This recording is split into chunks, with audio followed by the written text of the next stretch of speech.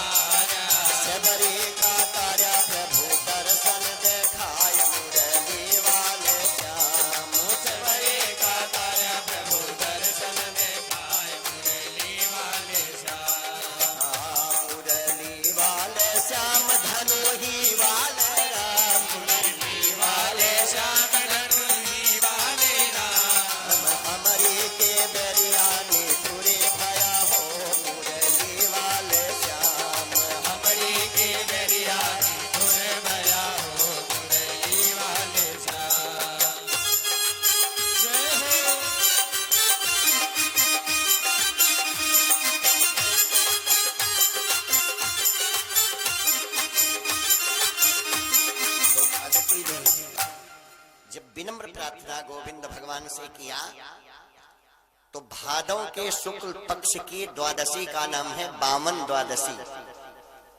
उसका नाम ही है बामन द्वादशी।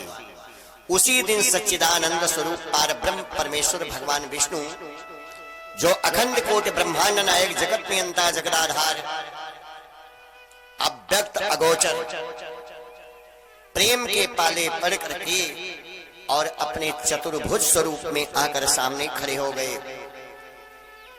जब उन्होंने भगवान के रूप को देखा तो गदगद वाणी में उठी प्रेम विहल। तो आंसू दो होती है, एक आंसू दुख की होती है, दूसरी आंसू खुशी की होती है। भगवान का दर्शन देखी, रो पड़ी, चरणों पर लेट गई। तो सबसे बड़ी भक्ति यही है, मानस में लिखा गया है कि मम गुण गावत पुलक शरीरा गद गद गिरा नयन बहनीरा।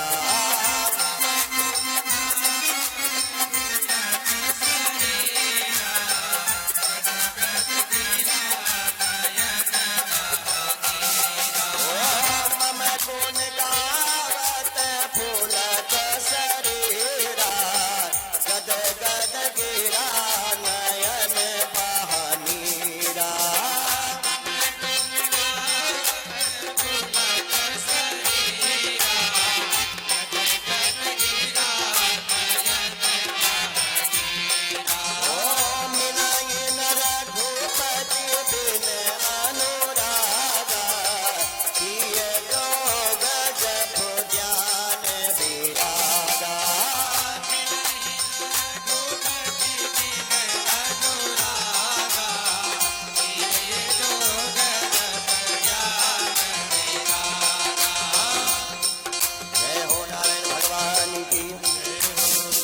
अनुराग का मतलब है प्रेम।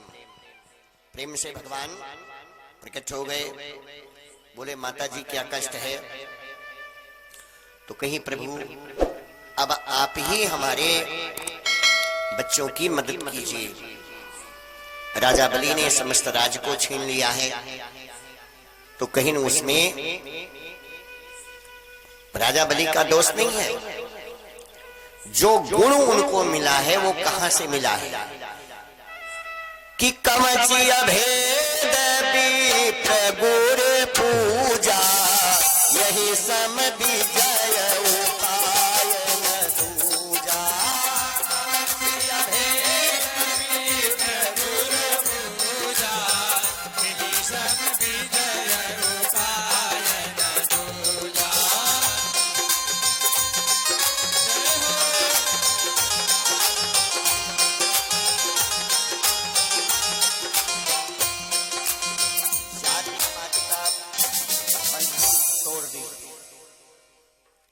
सब में एक भाव रखिए, समदर्शी बन जाइए। और राजा बलि ब्राह्मणों का पूजन करके अभेद रूपी कवच को पहन रखा है। तो कोई ब्राह्मण जब तक राजा बलि के साथ छल नहीं करेगा तब तक उनको कोई पराजित नहीं कर पाएगा। तो चलिए ठीक है, अब कोई नहीं बनेगा तो मैं ही भगवान वामन रूप धारण करते हैं। सच्चिदानंद स्वाधीन ब्रह्म और फंस गए फिक्र के चंगुल में, रह गए समाकर विश्व रूप केवल ही 52 अंगुल में। तो 52 अंगुल का मतलब है बामन। तो भगवान बौना नहीं थे कि बौना बन गए। 52 अंगुल का मतलब है कि भैया हुए पटरी ले लिया, 3 पटरी हुई,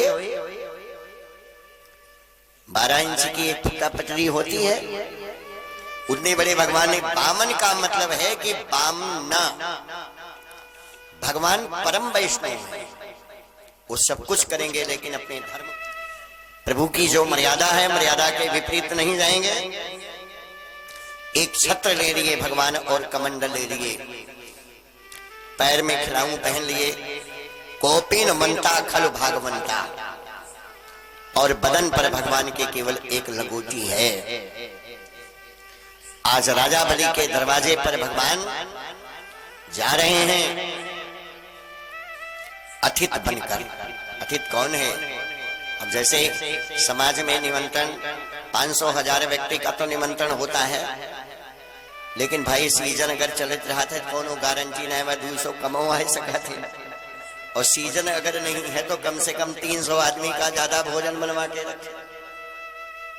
भाई अब कोई आया उनके साथ बच्चे भी आ सकते हैं, कोई अधिकारी आए तो उनके साथ उनके गनर गार्ड भी आ सकते हैं। अतिथि का मतलब है विदाउट इंफॉर्मेशन, जो दरवाजे पर आ जाए बिना किसी सूचना के। तो अतिथि देवो भव, अतिथि का रूप ही देवता का है। भावन भगवान चल रहे हैं कि राजा बलि छलन चले हो रघुपति